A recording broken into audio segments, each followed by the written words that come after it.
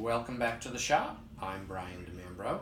Let's have a look at a nice batch of 10 early to mid 19th century children's books.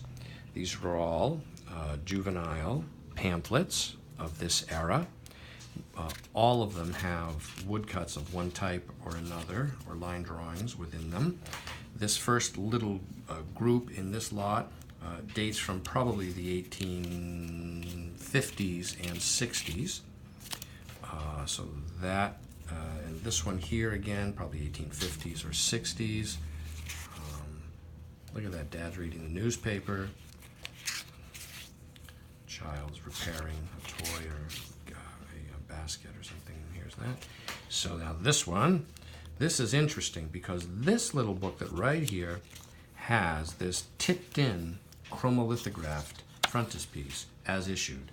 This is not something you typically see in chapbooks of this era, and that's a very interesting feature. And so this one here actually has a date on it, 1865. So right after the Civil War, or could be even potentially the early part of 65. The Civil War, I believe, is still going on. Okay. Then we've got the final one. No, this is actually earlier. This is probably 1830s or 40s, I would say. And this is pretty rough shape from handling. An early owner, has stitched it with thread, as you can see. Very interesting. Same with this one. It's a rare little chapbook.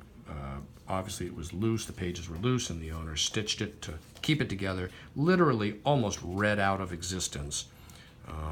1831, and you can see they didn't do a very good job of it either, so it's interesting. It's probably a child that did this because the pages don't align exactly right, which gives it a certain folk art charm to it, in my opinion.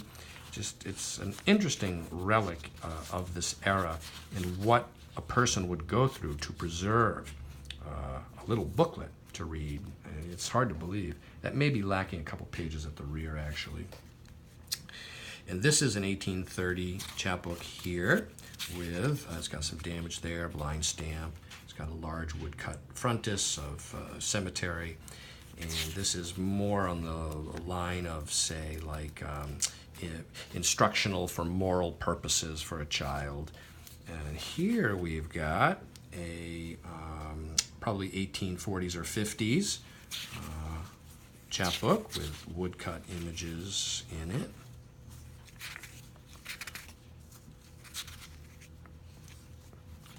And lacking the wrapper, the pictorial wrapper on it.